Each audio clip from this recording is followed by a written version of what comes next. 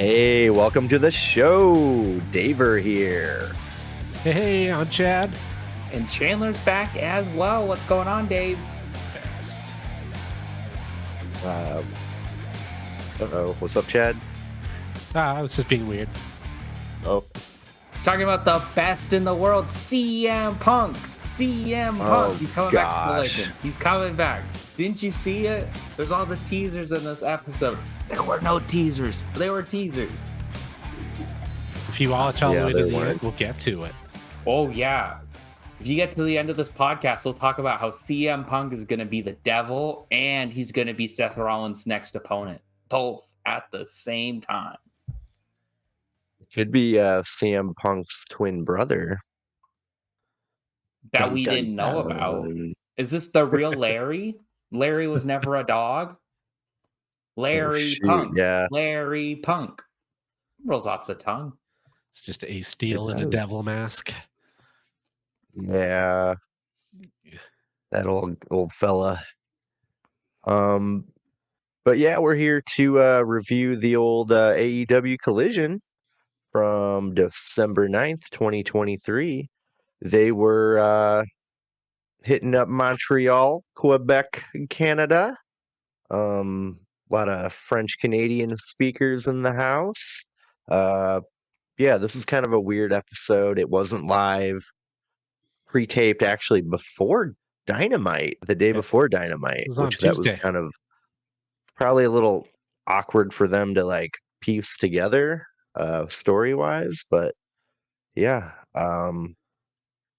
good episode. I kind of felt kind of a little lag on it due to it not being live. I had that overproduced feel that I get from like a Rampage or a not live Dynamite or Collision, but it hit all the right notes that I wanted. Yeah, we got some good Blue League Continental Classic matches. Eddie Kingston and Claudio. We got Danielson, Andrade for the main event. What a match, by the way. We'll get to that. But yeah, how'd you feel about the old Collision tonight, gentlemen? Had a rip-roaring time. I had a problem with it too, but I don't think it was the same one you had. Mine was the crowd. For, I would say, 3/4 of the show, or at least all but the last two matches, they were dead and they were silent. They didn't seem like they cared. But then with the tag match in the main event, they really came alive. So at least at that point, it felt really good. But I would say, like, the first match was probably my favorite match on the show, and they were quiet for it. They did not care. But other than that, I had a good time. What did you think, Chad? Yeah, I thought the whole show was great. The crowd was a little off-putting. I'm weird because I'm like really a production guy and editing and stuff, so I actually kind of enjoyed like the amount of production elements that was in it. Like the recap from the Gold League show was for me. I love that stuff. The like a good, well edited package, and I'm just picking into pieces. Like, oh, I like how they did that. So honestly, like it's for me, it was my favorite episode I've seen in a while. I thought it was really good. The wrestling was all great. Opener and the closer were both fire. And all the stuff in between I was pretty into as well. I actually had a hard time picking a low for the night, which we'll get through at the end if you stick around and watch. Ooh. Exactly. You got to hear our personal best and least favorite moments of the night, but only at the end. So stay tuned. Yeah. I agree, Chad. That opener and the main event, the perfect opener to get the night going. Yeah, speaking of Eddie Kingston versus Claudio. Kingston going in with 0 points, already competed in 2 matches.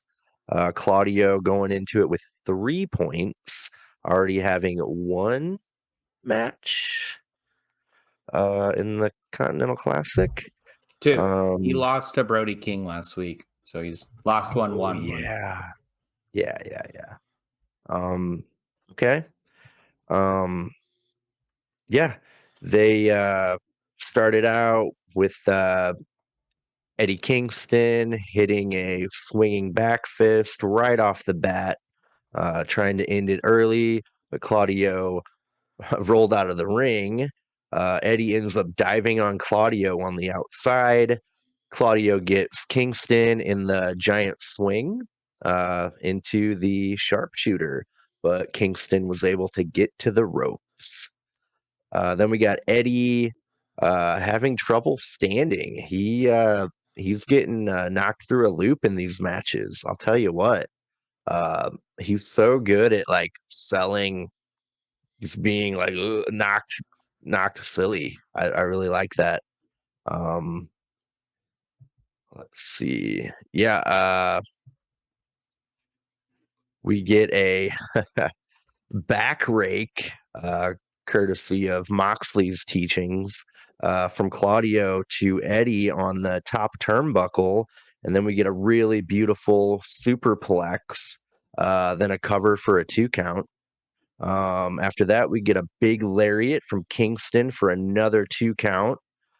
Kingston gets some life back, starts to get pumped up, uh, and chops Claudio, gives him 2 exploders for a 2 count. Claudio gets Kingston in a crossface. Eddie's able to get to the ropes, and Kingston and Claudio exchange uppercuts, chops, and slaps. Kingston ends up giving Claudio the spinning back fist for a 2.9999. The crowd thought we had 3 on that, so did I. After that, we get Kingston reverses a roll up by Claudio and then rolls up Claudio for the win. Really nice to see Kingston still alive in the tournament. He needed that win. Got 3 points out of it. Yeah, I really enjoyed the match. I really think I like Kingston's underdog story. Lethal and Jay Briscoe, they're mathematically unable to win the tournament, but Kingston's still alive. I really like it. Uh, were you into the match, Chandler? Oh yeah, this was probably my favorite match of the whole night. I thought it started off really hot with them both going for their finishers early on. Uh, there's a little bit where Claudio was literally like hopping around Kingston to get the neutralizer on him early on. I just love every single bit of this. I'm really selling on Eddie Kingston in this tournament. And then I think my favorite part of the whole match was the ending bit where Kingston hit one spinning back fist and Claudio surged up, and then he immediately hit another one. And I loved how every single time Eddie went for a power bomb, Claudio went to a knee. Like even if he was about to die or couldn't make it, he just was like, "I have to go for the knee because if he hits this power bomb, I'm done." Because that's how he beat him for the titles at Grand Slam, right? Yep. I like how they built on that, even though I haven't seen that match. I like it's really cool. And then I still wish this one had a conclusive ending because there's been a lot of roll-ups in AEW lately. I feel like a lot more The than most when devastating move in all of sports entertainment. it's a lot more than when I started watching like a month ago. And so I kind of just want to like put this feeler out now. Like, guys, stop. WWE had this problem. Like, it was so bad for like 8 years. And they finally come back on the doing definitive wins and not so much 50-50. So it's like we got a co-host today. Yeah, we do. But I just wanted to like, stress that like slow down, okay? I know this tournament's big and they're protecting a lot of people with these roll-ups, but it's kind of the law of diminishing return is kind of kicking in for me a little bit, but it's like 0.5, it's like 3 seconds of a really great match. It's not that big of a deal. So I still enjoyed this match. What did you think, Chad? Oh, this is great. It's a blood feud with a story. Like these two are kind of becoming my Sami Zayn and Kevin Owens of AEW. Like just every few months, year, whatever, like they can have just a great match. Like they almost seemed like destined to just kind of keep fighting, and I'm there for it. I've been on like all those near falls too. I was like, oh, this is it. Oh, this is it every time. And yeah, I liked the finish, but yeah, I do agree. There seems to be like a meme in AEW where they're like, "This is our thing for now," and maybe like roll ups are kind of it for now. Canadian destroyers a while back, and so I don't know. We'll be on that thing until the next thing. Seems to be yeah. Tony Khan kind of likes a thing, and then he's like, "Oh, you do it, you do it, you do it. Okay, now we'll bring in some lucha guys and do lucha stuff for a few months." But no, Yeah. it was one hell of a good way to start the thing. And I love the in ring storytelling, and yeah, I hope we throughout the years we kind of keep seeing Claudio and Eddie kind of keep finding reasons to fight, because every time it's a banger. Yeah. Yeah, definitely. Yeah, I kind of get your point. Like they should just feud forever. Should they ever team together, Chad? That would be cool as hell. I'd like that. Like Eddie and Moxley have kind of some unfinished business too. Ooh. Although they, occasionally they team too. Like they had that fun bit where they drove the truck into the Elite's bus when they were buddies for a while. So Yeah, yeah, that was cool. just long-term storytelling. Just every now and then, these guys need to either be friends or mix it up. Either way, it's just friggin' entertaining as all hell. Hmm. Yeah, absolutely. Um, but yeah, really enjoying the tournament. I'm kind of blown away. Like we don't have too terribly much longer left in it. I think only So 2 more Dynamites and 2 more Collisions and whatever else they sprinkle onto Rampage, but we're almost done already. And then we'll have the, like, semifinals where they have the 2 people with the most points. That'll probably be a Dynamite and that'll be a Collision, but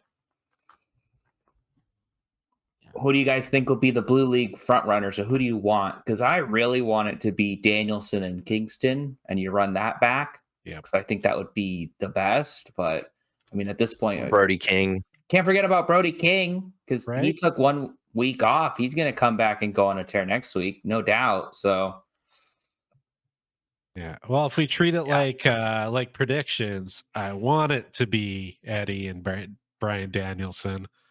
Who do you think it'll be? King and Danielson, Yeah. I think It's the best story. you would waste King's run if you just have him lose the next 3. As much as I want Kingston to go on his comeback tear, it's unrealistic because then King would lose all his matches. Yeah, true. But yeah, after that we get a really great Fire Mox promo. Yeah, really liked it. He says he's supposed to be afraid of Roosh. He's a lot of bark. Dudes have been barking at him his whole life, and it never turns out they have much bite. He says it is a shame for the helmsman to be surprised when the wind is unfavorable. This is the Continental Classic, baby. It's supposed to be hard. He says Swerve Strickland's got a lot of buzz. Buzz is cheap. Being at the top of the sport and staying there is another thing entirely. And it's very, very costly. A guy like you in your position, it's right about now when you realize a price you're not willing to pay. Are you going to be the guy that takes me out? Whatever will be, will be. Next week, Swerve Strickland, John Moxley, and the ghosts and demons that always chase me to the ring. This is going to be something you've never attempted to do before, and it's going to be a long night. So I suggest you pack a lunch. I Yeah, really hope they're holding good off stuff. that first draw for that match. I feel like that would really be fitting. I think there could have been a lot of other draws, but if this is the first one, I'm glad they saved it for such a big match. Yeah, as I actually had written down to ask that question later. Do you guys think that'll be the first draw? Yeah. Mm, Yeah, I regret. Like a yeah. week or two ago, I was saying John Moxley is starting to feel like just another dude. Yeah, Well, Not Full Gear, anymore. I'll say coming out of Full Gear, I would agree because he just lost to Orange Cassidy. But now you have Orange Cassidy on Rampage every week, and Moxley's the face of Dynamite again. Like, what was the point of that match at Full Gear? Ooh, yeah, But we don't need to talk true. about that. I want to stay positive because this episode was good. So what happened next? After that, we get Renee Paquette backstage with Hook and Wheeler Yuta. Wheeler Yuta calls him a paper champion and an amateur. Hook reminds him that he kicked Shibata in the balls to win the ROH Pure Championship, and Wheeler challenges Hook to a match with FTW rules. Uh, yeah, that should be pretty cool. I'm way more a fan of Hook than I am the Great Yuta. But yeah, it should be good. I like they're both, young, fresh, future talent, future, hopefully main eventers at one point. But yeah, should be pretty cool. yeah. Wheeler What do you Yuta's guys kind think? of become the Karen of the AW for me. It's his voice, he's annoying, he's grating.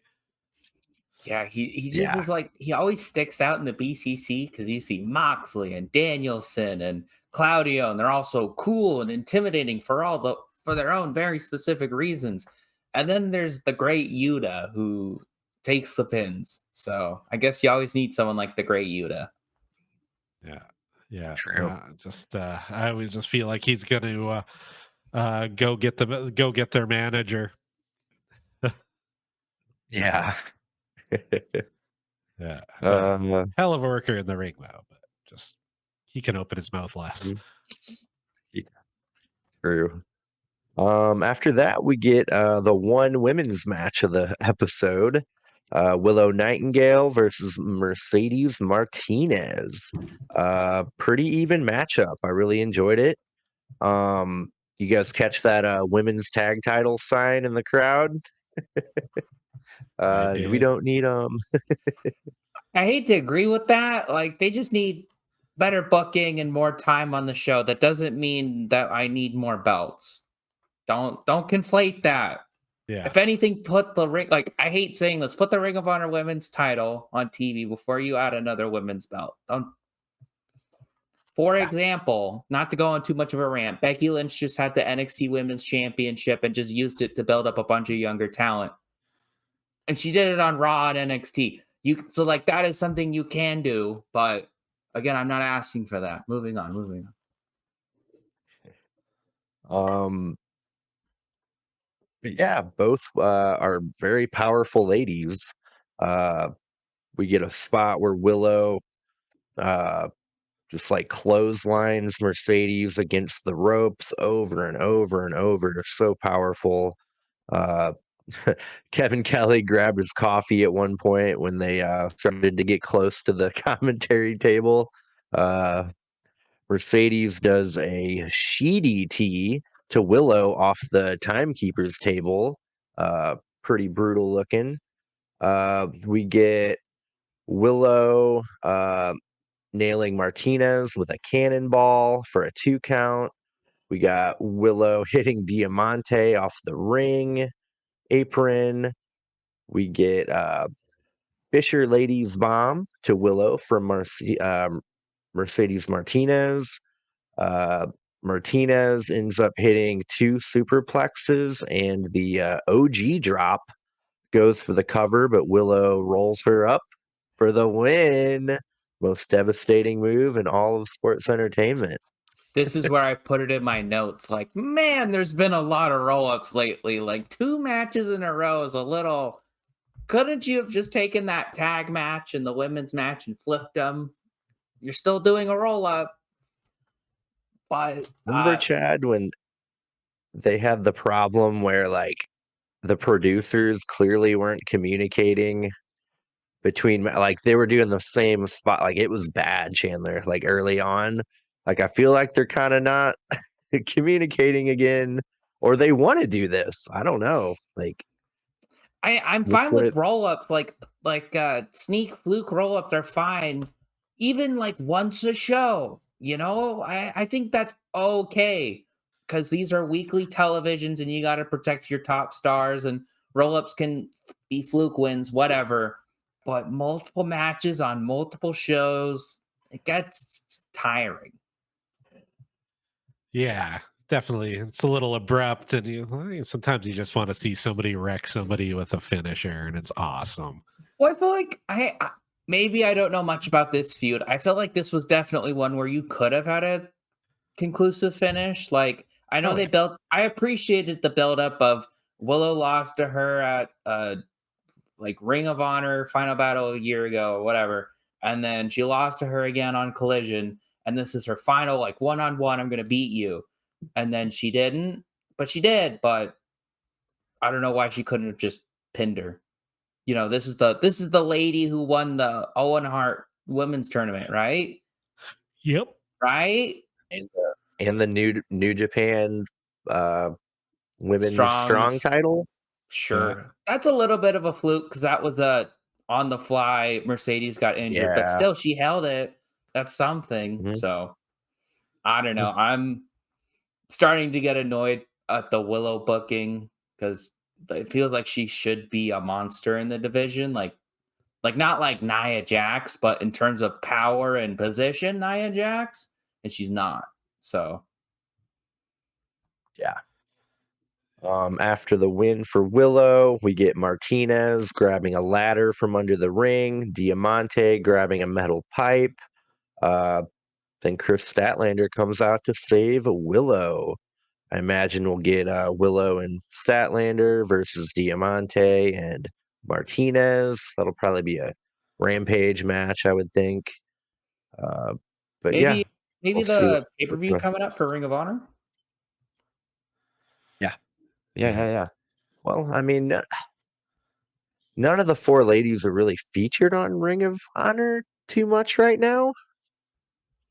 When Martinez was ROH Women's Champion, maybe. That's all I'm guessing because I haven't seen Mercedes Martinez that much, if at all, and B they were calling Yeah. her they said she was the Ring of Honor Women's Champ, so I just figured she was a Ring of Honor talent. But if you're saying she's not, and the other girl Diamante isn't, then Well, I mean, they are, but I don't know if they're like on right now. I don't know. I don't watch Ring of Honor, so speaking of Ring maybe of they are. Honor, did you hear Eric Bischoff's take on Ring of Honor? No. Or a parasite, Put it right? down. Just kill it. End Yep. it. He said they're a parasite to AEW. Ugh. I'm not disagreeing with him, actually. Yeah. Ah, I don't think you need Bischoff's a smart dude. I don't think you need to dramatically kill it, but I do think you need to have pretty strict Something boundaries. needs to change. Yeah. Yeah. You need to separate it, make it its own IP completely separate. If an AEW wrestler wants to win a Ring of Honor title, they have to be on Ring of Honor. Like, I don't think that's that shocking. But again, they have a pay per view, I think on Friday, and the World Championship isn't being defended. The Tag Team Championships aren't being defended. The Trios Champs are in Japan. And that's like, I know we don't care, but it's also like, well, why are you doing the pay per views? Yeah. I think it's clearly too much on Tony Khan's plate. But back to Mercedes Martinez and Willow.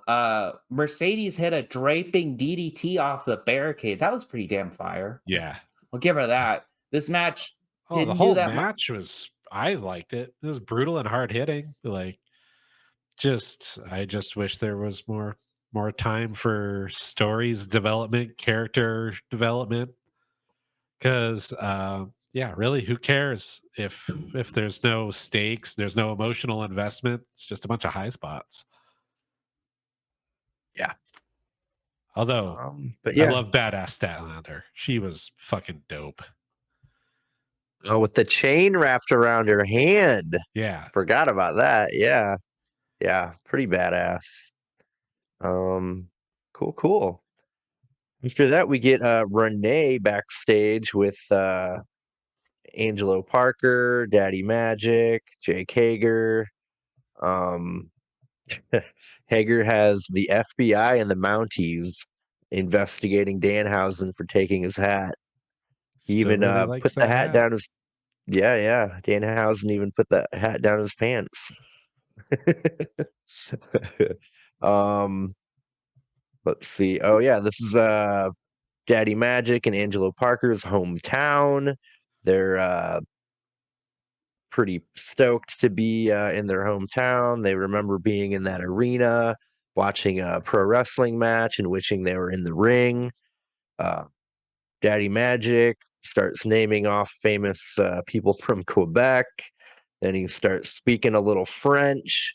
Uh, they're both fired up. Ruby Soho walks up and distracts Angelo Parker. Soraya and Anna Jay walk up. Soraya's pretty pissed off at Ruby for talking to Angelo Parker.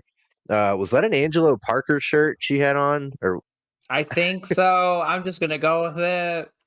I wouldn't know his merch to save my life. So You're not his biggest fan. Speaking of no. shirts, does anybody else want to buy the Kingdom's punch him in the wiener, then hit him with the pile driver shirt? I don't think I've seen that one. That's a good one. That's good. I mean, I've already got Real redeemed these good. nuts, so Yeah. Keep with that nether region yeah. on your No. clothing. Yeah, my front area wrestling attire. um I will say I actually do like Cool Hand Dange and Daddy Magic outside of the ring. Like whenever they're on commentary or just doing silly little things around the ring, they're actually pretty funny. I'll give them that. So yeah, they're not great in the ring, but yeah, they're cool doing everything else. Yeah. Their Um, promo kind of gave me flashbacks to the '80s. The old school coked out guys just shouting at the camera. I was like, huh, it's kind of a retro feel here all of a sudden. yeah, I liked it. um, oh yeah, and it looks like Ruby will have to face Riho alone to prove that she still wants to be in the Outcasts, which they should probably kill off that faction. I forget about uh, it every single time. And then they come back and I'm like, oh, they're a thing. I guess you should probably have Saraya be doing something because she is, in theory, a big name. But yeah, maybe Anna Jay and Soraya can team up. Give Anna Jay a little bit of that exposure. win those women's Uh, tag titles, they're going to be the first two winners. yeah, they are. I'm sure they're already made. Tony Khan, No. that's what he does. Like the trios titles were made for like a year before they were ever even thought about introducing. That'll fix it. It's like a divorced couple, or not a divorced couple, but like a failing marriage. And they're like, I know it'll fix it. We just need to have Let's another get a kid. puppy. Let's just have a kid. Let's get a. That'll fix this. Let's just make a new belt. That'll fix this. That'll get the kids back. Oh man. But yeah, after that little Soraya Ruby drama, we've got a really great promo from Swerve Strickland. He talks about being the leader of the tournament, leader of the company. He wants the AEW World Championship, which I believe that's maybe the first time he officially declared that. Mm-hmm. Um, Uh, he says, you say you drink blood, you say you crush bones, you say you do all this violent stuff. I do too. See you in Texas. Whose house? Swear's house. Woo, yeah. All right. And like he just felt so real. So real. Like he wasn't being that little cocky, quirky, I'm Swerve that he is in the ring. Like yeah, totally real, just drenched in sweat, from having that match. Gosh, dude. Yeah, love it.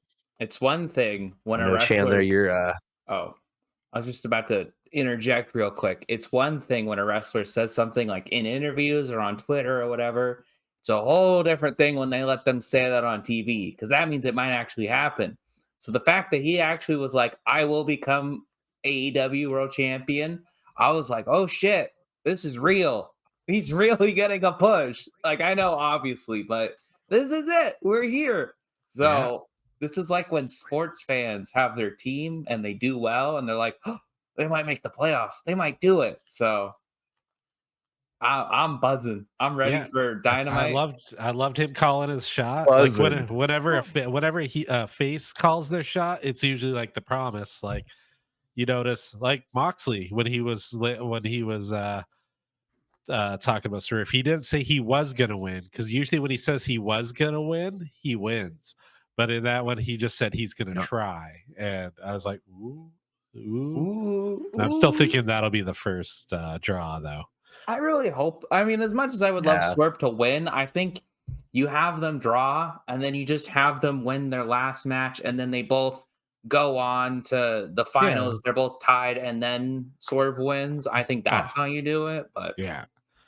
Yeah, that would be dope. But yeah, what a star. Like, who would have thought a year or two ago, like Swerve coming in, even when Schiavone was bringing him in. I was like, oh, he seems all right. Now I'm like, holy shit, this dude's the deal. Like, I want him to take the belt and then hold it for a year or two.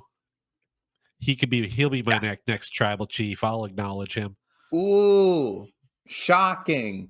Except one thing I would say is I don't think Swerve will have a long run because I don't think it'll be that long before that belt's on Osprey. So, Uh, and I actually personally, let's say, bright fantasy booking, Joe beats MJF at World's End. I've said that before. Swerve beats Joe at Revolution. I've said that before. Osprey beats Swerve at All In. ooh, you heard it So here first. Revolution happens in March. what March? May, June, yeah, okay. Just one pay-per-view to one pay-per-view. Well, you'd have Double or Nothing and Forbidden Door, right? In between. Oh wait, Double or Nothing's usually in May. Yeah. So Swerve wins at Revolution. That's March. Gets Yeah, yeah, Double or Nothing. Gets Forbidden Door, and then loses it at All In at Wembley to yeah, Osprey. yeah. It's a good run. It's about as As long as Hagman had a page. as a Swerve fan, I'd be satisfied with that because it's like, well, it's Osprey, right? Wouldn't you want to put the title on him first thing you can? Yeah, and most title runs, honestly, the most interesting part is the chase, like the build up to that dude becoming a star, getting the title, and then once he's got the title, couple defenses, and like unless they're really special, it usually gets old. Like Hangman, it was like, oh man, that was such an amazing story of him getting to the point where he got the title. Then after he got the title, it was like, all right, I'm ready for the next thing because we're fickle. And that next thing was CM Punk. I Yeah. see a through line in all of this, and it's CM Punk. He always comes back. Oh, I hope not. Cool. Yeah. After that, we get Wardlow versus Willie Mack. I like Willie Mack only because I watched a few of his matches in the Kenny Omega belt collector era, TNA or Impact, everything he did over there. We got Willie Mack jumping over the top rope on Wardlow onto the outside. That couldn't even take down Wardlow. We get Willie Mack going for a Tierras, but Wardlow caught him in the perfect power bomb position.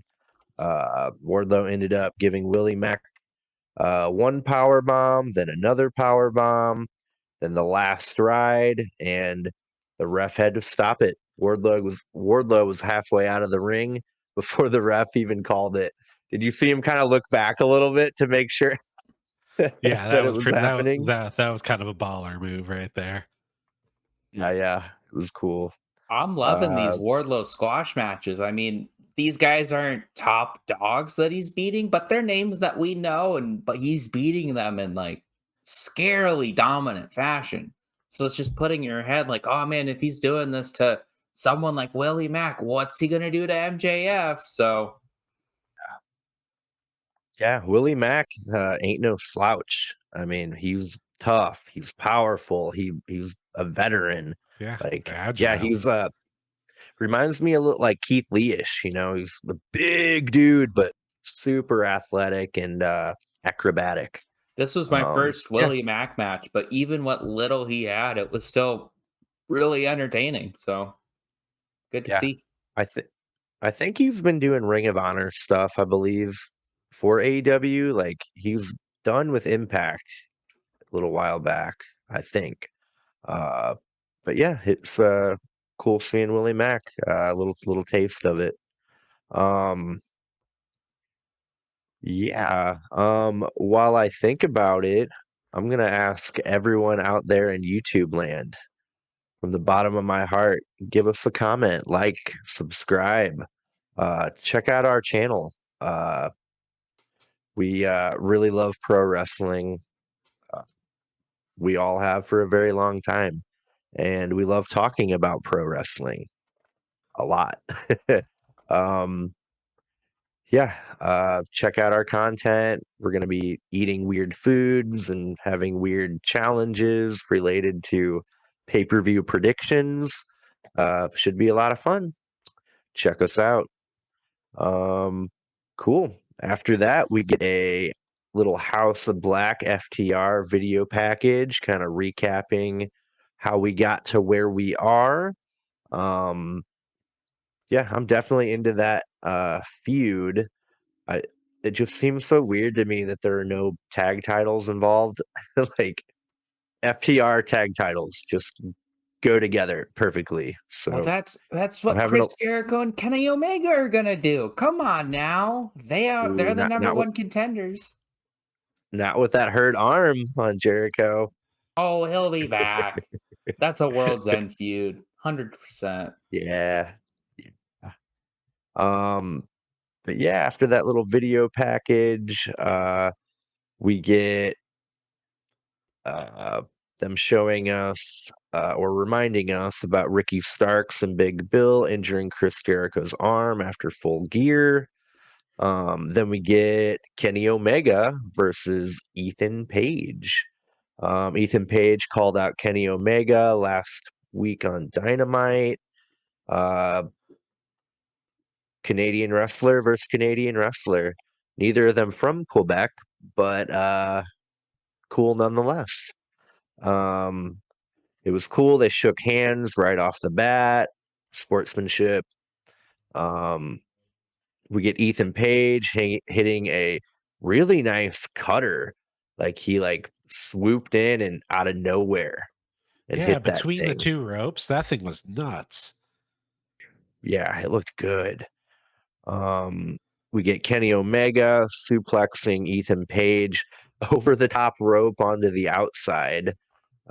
Every time I see that, that's scary. Well, We like get Kenny tailbone hit the apron too. It was ugh. It's the hard. hardest part of the ring. Yeah. So I hear. Kenny Omega hit a V trigger for a 2 count. We get Ethan Page hitting a iconoclasm and a DDT for a 2 count on Kenny. Ethan Page hit a avalanche slam to Omega for a 2 count. Then we get Kenny Omega connecting with 2 V triggers, then the 1 Wicked Angel for the win. Ain't nobody kicking out of that move but Kenny Omega. Uh, yeah, great match. I like Ethan Page being a super baby face. I think that works more than heel Ethan Page, honestly. Uh, you weren't around for it much, Chandler, but the old Ethan Page and Scorpio Sky with team what were they, top what were they Top called? The Flight. No. What were they? With Dan it was Top Lambert. Dan Lambert, Priority. That dude had the go away UFC heat. group, dude.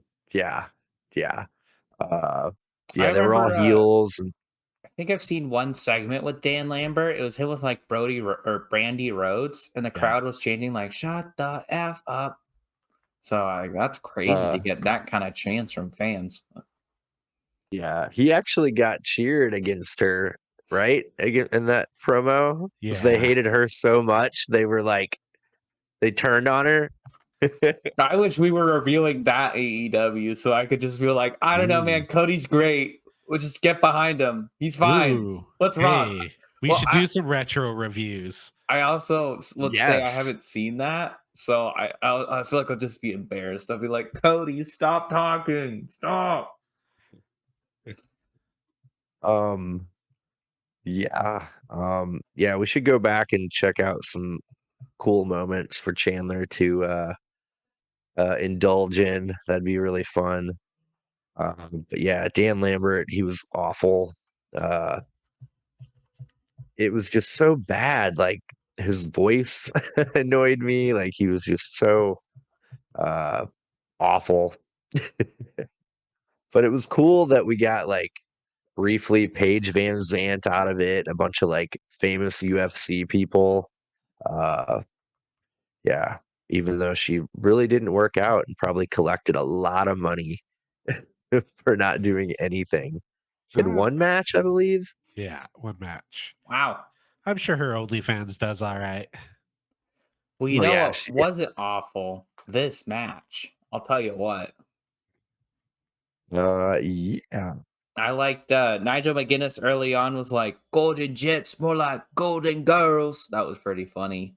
Uh And then, this was my first Page match, so I didn't have much expectations, but I really liked it. I had this kind of epiphany, and you could say this with like main eventers in general, but like Kenny Omega and Gunther both got to a point where they have like matches with people that, they can have a good match, but they're not going to take them seriously. So they just get to a point about 10 minutes in where they're like, all right, I'm just going to end this. And then they turned it up to a notch, and then the person below them can't handle that and they just die. And that's what happened with Ethan Page here was Kenny Omega's like, I'm just gonna knee in the head until you stop moving, and then I'm gonna hit the move that no one kicks out of, which is what Gunther did to Miz at Survivor Series, because he was like, all right, I've had enough of this. I'm gonna chop you till you fall off, and then I'll tap you out. So just like that sense of urgency they had. And my favorite moment of this match came from the end.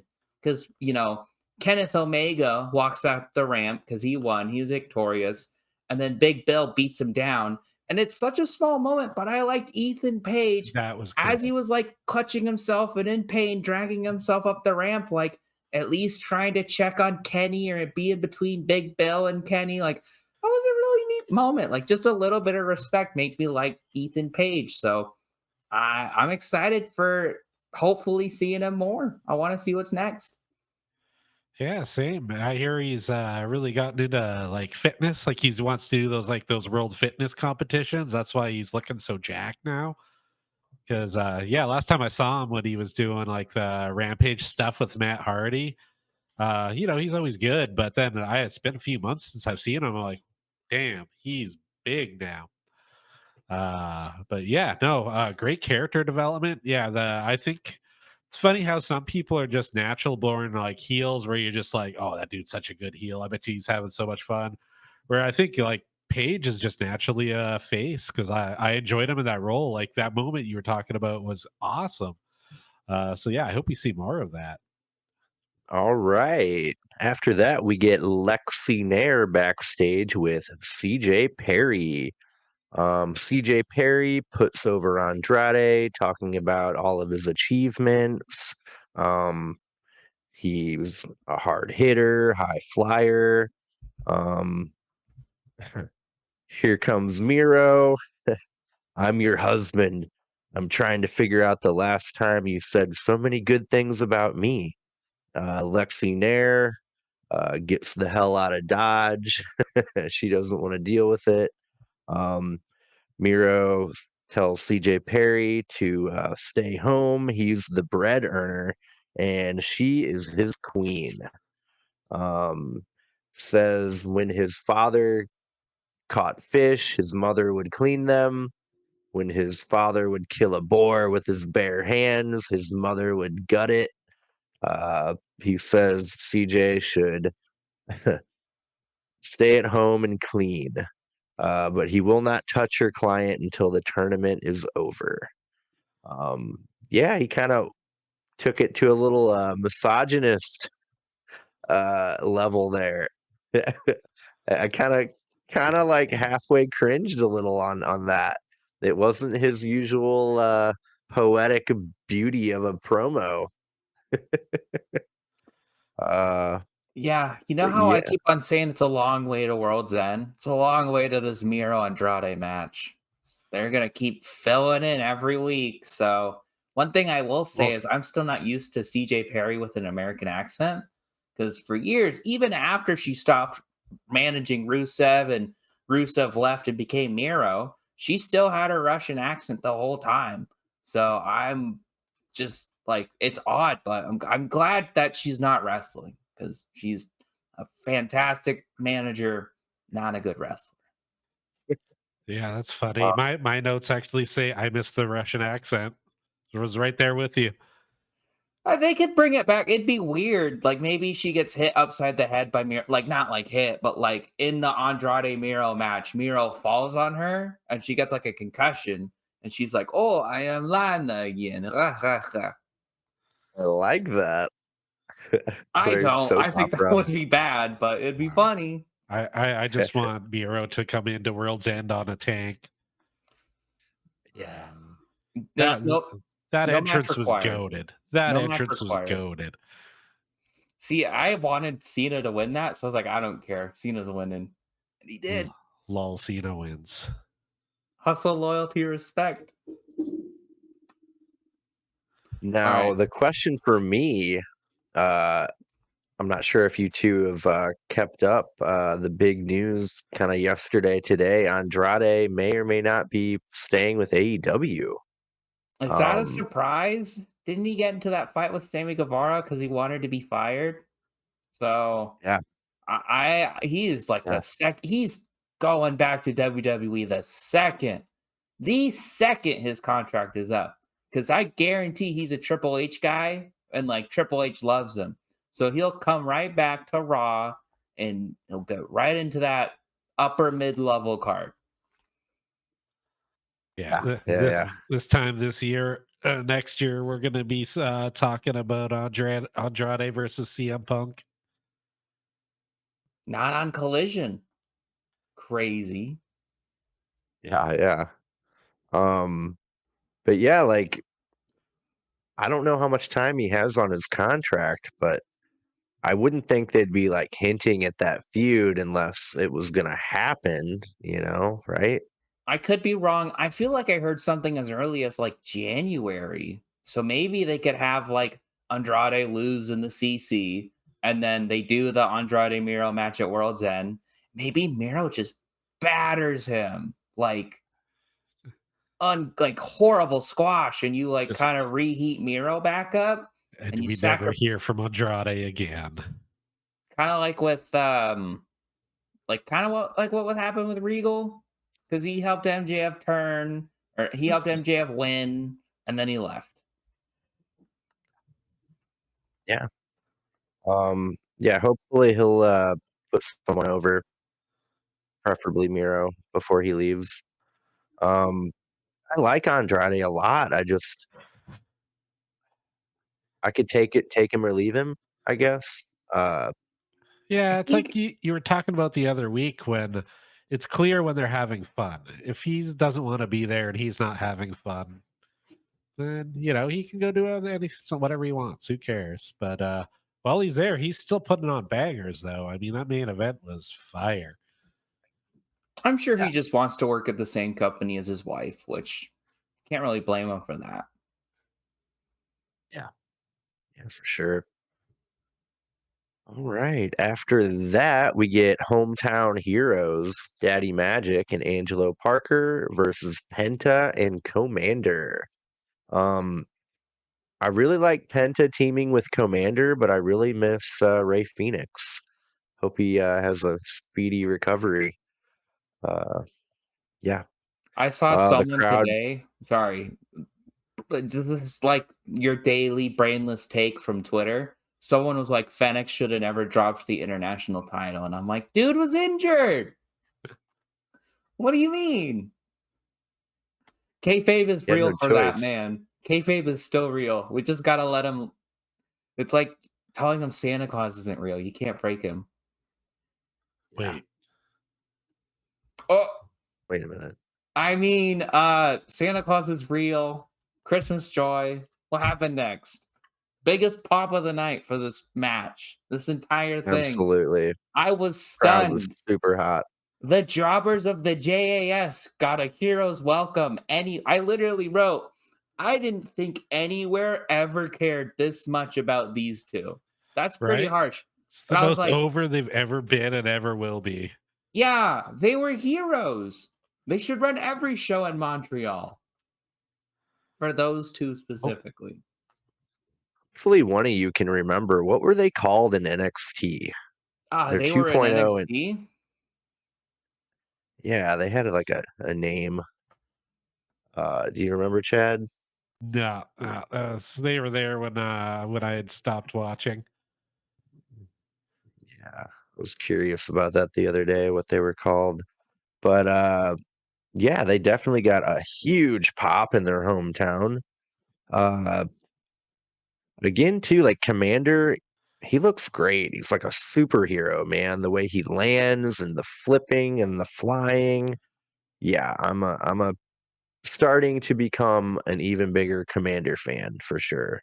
Um, he's definitely a lot more seasoned than like that Gravity guy they have every now and again, or some of the other younger luchadors. Vikingo, though, he's really great.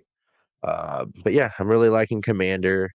At one point, we get a cool spot where Penta catapulted Commander into 2.0 in the corner. Um, really cool move. Commander runs the top ropes into a shooting star press onto Parker, while Penta does the fear factor for the win. I mean, 2.0 got a little bit of offense in, but it was basically a squash match. Yeah, quick match, big pop. Nothing really too memorable. What really stuck out to you, Chandler? Anything cool? Nothing. I was just stunned by their reception and how like over they were, and I couldn't really write any notes. I was just like dumbfounded. By the way, I looked it up. They were called Ever Rise in NXT. Ever, Yeah, I was trying to look it up. Ever Rise. What kind of name is that, guys? I know I'm the WWE fan here, but what is that? Speaking of WWE names, have you heard of the new name for the fan members for Lexus King, aka Brian Pillman Jr.? Yep. Any registered Lex offenders in the chat? Oh, no. So they're not actually going with it, but that's so. These are the fans. Nothing to do with the company. Did you They hear he had to tell his fans to stop? Yeah, because he was on Twitch and they were like, guys, we can't do that because of TV. They won't allow that. But I'm a registered Lex offender for the rest of my life. I'm saying it right here and now. You That better is go let your neighbors know. Knock on the door.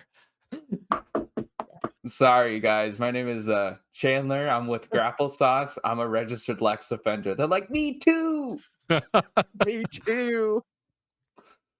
Ah, Yeah, I'm glad you brought that up. Thank you. That's that super is funny. that's like the funniest thing the wrestling community's done in a long time. That is so good. So Ooh, yeah, he had to be like, all right, yeah. back to these two chuckleheads. That just made my night. I hate even with Penta in the ring. I was like, I think it's just that they're they're players, you know? The 2.0 guys, they're so-so. So, what'd you think, Dave or Chad? I my favorite part of the night, like, so the Penta and Commander would like be setting up the jobbers for their big move, and the people be cheering on the JAS. I was like, this is awesome. They are over, even though they're gonna get their butts whooped. Yeah, it was just fun, just mindless, goofy fun. Yeah, no big storyline stuff. I do miss his hat though. Yeah. After that match, we get Nigel McGuinness sitting down with Keith Lee and Shane Taylor. They're gonna have a match at Final Battle. Not really into it. Don't really care too much. Yeah, I'd rather it be Keith Lee and Swerve. Maybe Keith Lee But could finish his story. yeah, That we need seems to be Keith the Lee story. and Swerve to finish theirs, and we need Kingston and Moxley to do their thing. That's never Those are happening. those are the two unfinished like storylines, right? Yeah, Those are the two forgotten storylines. yeah. I Yeah. am a sucker though. Like from a technical standpoint, that promo was really good. It was like really well edited. The music, I was like, wow. I really. Oh no, I still don't care. But I mean, it was really good, and I really cared for a second. Then I was like, kind of pulled out of it because I'm like, what the hell is Keith Lee wearing? That Oh, weird big white moo moo thing. Kind of felt like when Homer Simpson was trying to be obese. I think if they did this match on like Dynamite, I'd be like, oh, okay, you know what? Yeah, I'm excited. Two big beefy men slapping man meat. Why not? That'll be fun. But the fact that it's like, oh, I gotta go pay for it, I'm good. Um, yeah, I'm probably not gonna watch that match. Uh, but after that, we finally get our main event, Continental Classic, Blue League. Brian Danielson with 3 points versus Andrade with also 3 points. Um, Danielson definitely did not look 100% to me from the get-go. I like how the crowd was chanting, "We." Uh, Apparently, that's got to be a thing from like WWE when they went to Canada, right? We Or is French Quebec. for They were, yes. yeah, like did they do that ever? Did they ever go to or I'm Quebec? sure. I'm I'm sure they sure. have. Yeah. I don't remember that many. It must have only been like house shows. I don't remember that many times they went to Montreal in that time. But yeah, Yeah, it's fun. Sure, if they went to a yeah, Spanish yeah. speaking country, they'd shout "C." We get a really long headlock applied to Danielson, putting a lot of pressure on that surgically repaired eye. Back body drop to Andrade. Danielson clutches his eye in pain. We get some wee kicks to Andrade, followed by uh, two dragon screws to Danielson. Then we get Danielson diving onto the outside, onto Andrade. After commercial came back, we got Andrade. Well, actually, during commercial, Andrade ripped off the protective mask that Danielson had on. Super heel move. Danielson goes for a dive on Andrade, but Andrade hits Danielson with a big forearm shot, causing the uh, surgically repaired eye to start bleeding pretty bad. We get Andrade getting Danielson in the figure four lock, but Danielson got to the ropes. Danielson's eye is swelling and bleeding. Looks pretty gross. um, Andrade sticks his thumb in Danielson's eye. Again, really big heel move. Um, on the top turnbuckle, both men exchange chops and slaps until Andrade falls on the mat. Danielson connects with a shotgun drop kick to Andrade and more wee kicks. Danielson tries to get Andrade in the label lock, but Andrade escapes and tries to get Danielson in the figure four again, but Danielson rolls him up for a 2 count. Eventually, both men hit cross bodies and go down. Andrade gets the gory special applied and slams Danielson into the turnbuckle. We get 3 amigos to Danielson with a 2 count from that. Danielson's not looking so good. We get a avalanche belly to belly suplex to Andrade. Danielson was able to muster enough energy. He gets the label lock applied, but Andrade escapes and hits a spinning back fist for a 2 count. Andrade knees Danielson's eye against the bottom turnbuckle, then elbows Daniel's eye over and over. He hits the El Idolo for the win. Yeah, Danielson took a loss. Yeah, I didn't really see that happening, to tell you the truth. Oh, Yeah, I like that Andrade won though. yeah, I've been asking for upsets, and I think this is kind of the first upset because I was honestly thinking Bryan Danielson would win every match and would make it all the way to the finals because I thought this was, the G1 for him. But yeah, this is surprising, but I was all for it. It was a hell of a match, and the way Andrade was going about it, it made a lot of sense why he was battering that eye. I mean, you mentioned the picture in picture in bit, but that crowd blew up when he took off that eye patch and he started coming down on his eye. Like, I think that really woke him up and put them into the second gear for the match. But it was really good. Uh, well, interested to see where Andrade goes after this. What did you think, Chad? I loved it. Around, I think, 3/4 into this, they had a really good exchange where they were both ground fighting, and it was almost like watching him and Zack Sabre Jr. Like it was just fast and crisp, and I loved it. That part, that little sequence. I Uh, think I wrote it down. Like Brian kicked Andrade, which Andrade tried to roll him up, which Brian tried to put into the label lock, which then Andrade put him into the figure four, which then Brian tried to roll him up, and then right after that, I can't remember the name of it, but Brian put him in the same thing he tapped Okada out with. So it's like, oh shit, it's getting serious. And then right as he did it, Andrade put his foot on the ropes, and that's like 2 minutes of each other. oh yeah, it was Insane. excellent.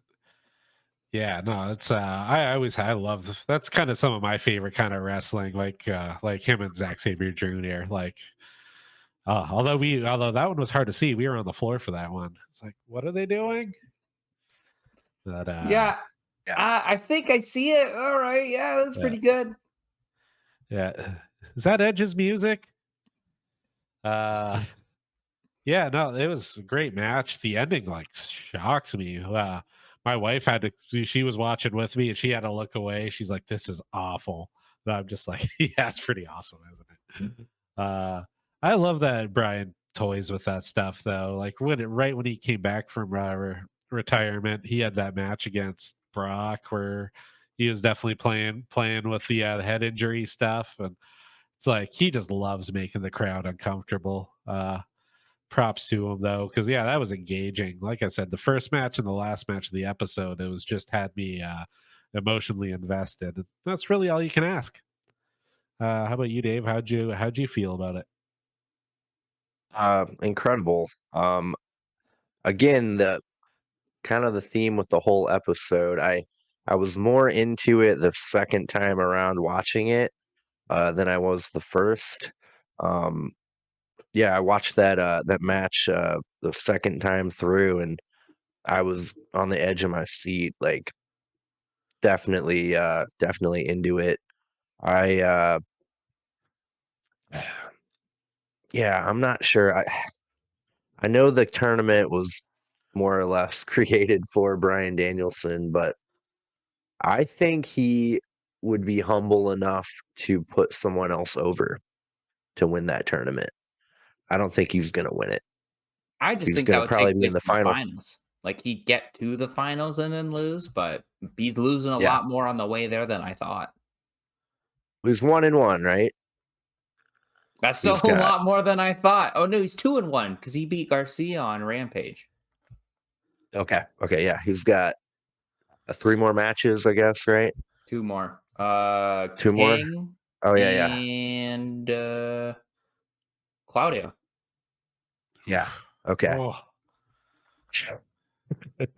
I think that Claudio match Yeah. might be the Blue League match that I'm most looking forward to. yeah. Yeah. I agree for sure. Yeah, great episode. The timing was good. It flew by for me. The pacing, I mean, I guess more or less was really good. Um, yeah, uh, really looking forward to Dynamite coming up here. I've got the card right here for Dynamite.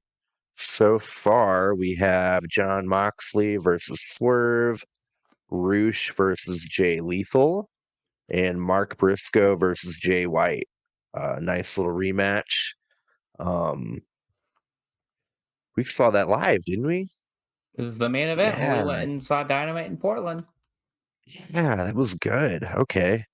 We've got Riho versus Ruby Soho, and this is what I'm most intrigued about. We've got Hangman versus Roderick Strong. How Ooh. are they going to tie in this devil controversy with this? Something weird is going to happen, right? They'll Oh, probably Are they getting reveal jumped? someone. Maybe. Maybe the like because it's pretty obvious, not to spoil, but it's pretty obvious that at least one of the kingdom members is under the mask. So it's probably both the kingdom members. So maybe they'll attack like Roddy and Hangman and then they'll reveal themselves. And it's like, oh crap, the first two are the kingdom and they just turned on Roddy. What's next? So that'd be interesting. yeah. Yeah. Yeah. Any progression would be awesome. I mean, Dynamite fell completely flat for me with like a good point I heard on another show is like imagine if you paid to be at that event and you thought you were going to see MJF versus two of the Devil Dumpling Gang and it didn't even happen. Like I would have been pretty upset. Um, but yeah, they need to I don't know, redeem themselves on that somehow with the Devil storyline. Um, I want to be into it, damn it. It I is the want world them to. title feud, technically. It's what the world champion is doing, but I think with him being injured, it kind of hampers it. And again, I keep on saying it. We're still a long ways from world end. We're still like 19 days. So, Yeah. Mm, yeah, we'll see. well, we want to get into Um, highs and lows. yeah, yeah. Yeah, I'll go first real quick. I think I'm gonna go with you two are probably similar in my boat. Andrade, Danielson, love that match. That's my high point. And low point, more of that Shane Taylor crap. I mean, I'm sure he's great. It's probably gonna be a great match. But they've done it, been there, done that. Like, I don't know. I think they're playing it out. I don't want to hear about it on Dynamite or Collision. Yeah, Oh, that's you'll just hear me. about it on Dynamite. You will. Yeah. I think for me, so my personal high point, I would say Claudio and Kingston. I loved that match. I thought it was a really hot way to start, and I just believed both guys, and I wanted both to win. But I'm really glad Kingston won. And then my low point, I would just have two roll ups back to back as a match finish. Is just like genuinely just talk to each other and come up with a better finish. So that's all I would say. But overall, pretty good show. What was yours, Chad? So I'm gonna try to differ just to, keep some variety in there.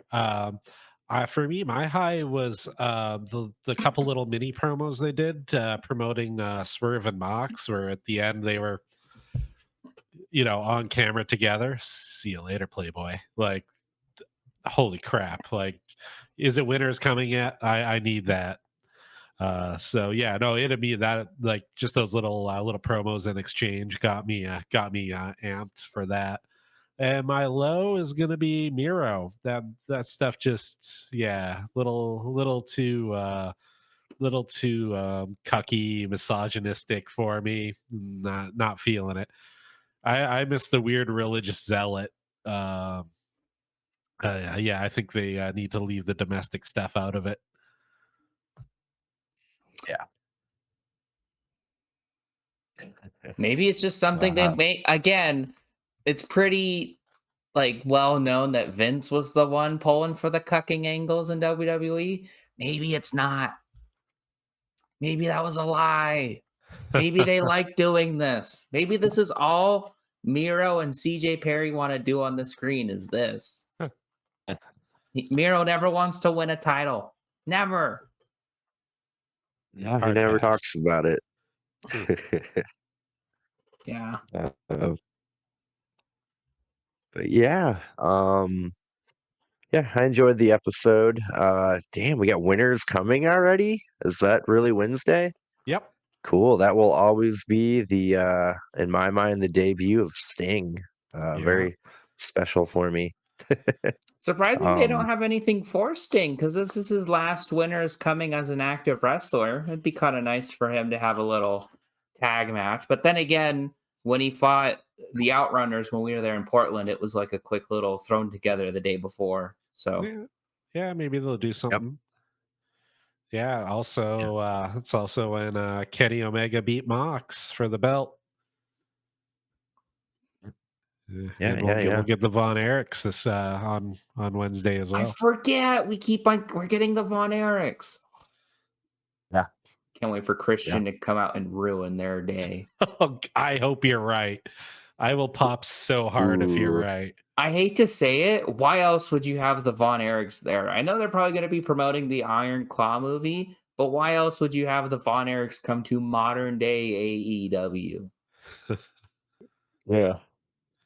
Yeah. This is his music. His music just needs to play. Like, that's.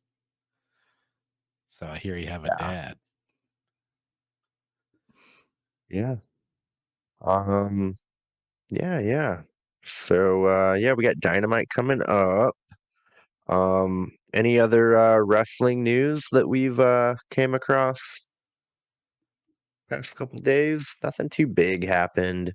AEW fired Kevin Sullivan, which is not Taskmaster WCW Dungeon of Doom Kevin Sullivan. Good He to was like know. I their thought it was the same Kevin Sullivan. different guy. Post-production guy they had. Kind of the controversy from what I read is he was extremely well liked. And it was kind of a morale hit for the rest of the people at AEW.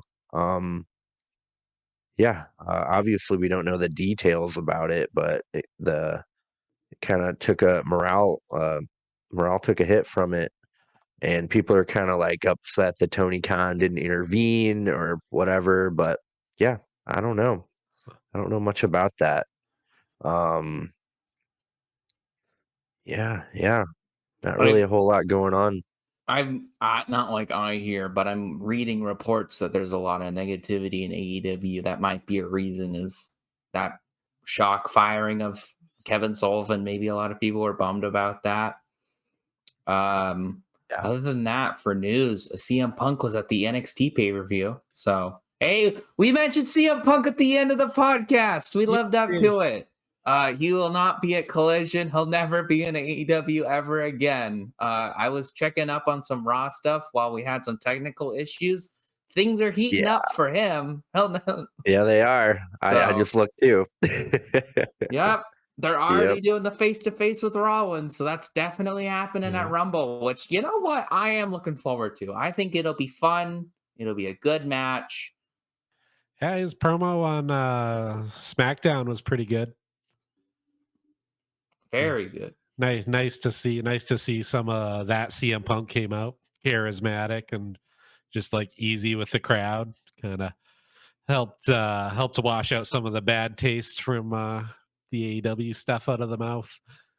Even the Raw stuff that happened when he came back, just going, I'm home, baby. It was a trip though. The thing that was messing me up, because like it's the first time I watched the product in a while, was hearing JBL on commentary again. I know he just came back for the support the troops thing, but I was like, just like, whoa, is this early 2000s? Well, like, what's going on? JBL was on commentary when I was starting to watch, so like early 2010s for a bit. I have a little bit of nostalgic for him. I don't think he's a good commentator, but I do like to listen to him commentate. So I know I'm like the minority in that because a lot of people hate JBL, and I get it. He's not great, but I have some nostalgia over him. Not like funny enough. So Jerry the King Lawler was also announcing at the same time. No nostalgia for him. I don't know why. I don't feel anything for him. Yeah. uh, but yeah, can't think of too much else going on. Uh, while I'm thinking about it, remind everyone, comment, uh, what you think of anything we talked about. Yeah, like, subscribe. Uh, we're gonna have a World's End prediction video coming out here in a couple weeks. Um, we only know one match so far for the card. Yeah, they got a little bit of time to start filling that out. I'm looking forward to it. Should be a cool little pay-per-view. I mean, Wrestle Dream like came out of nowhere and they knocked it out of the park. So, um, I have good feelings about a new pay-per-view for AEW. So, Forbidden Door, when that was a new thing, they crushed it. So, yeah. Also, I guess while I'm thinking about it, like, shouldn't the AEW TV deal be like decided really soon? Like really, really soon? One would hope. Uh, yeah, I'm starting to get a little worried about that. Uh, I kind of read a little bit about Warner Discovery being interested in bringing WWE content on their platform. So I heard it that was would kind be of the other way awkward. around. The WWE was the one who was pursuing them, but they said no thanks. I know I like keeping up with gossip for the wrestlers and all their silly, petty, oh, I'm better than you. I'm better than you. I don't know anything about TV rights or business deals. So I'm just like, all right, it's on SmackDown. I'm not going to, or if it's on Fox, I'm not going to tune into Fox. I'm not going to tune into TBS. It's always going to be, well, how can I watch it the next day? So I'd love it. I want them to keep their TV deals, obviously, because they should stay on TV, but I'm sure they'll go to like, I don't know, Destination America. They'll be the new TNA. I hope not. Ooh, yeah. Well, yeah, I think that might about do it.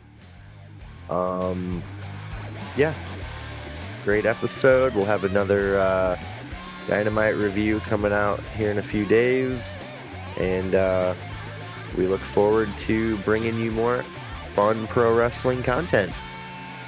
Cool. All right, everyone. You have a good night out there, and take care. Peace. Bye Bye. bye.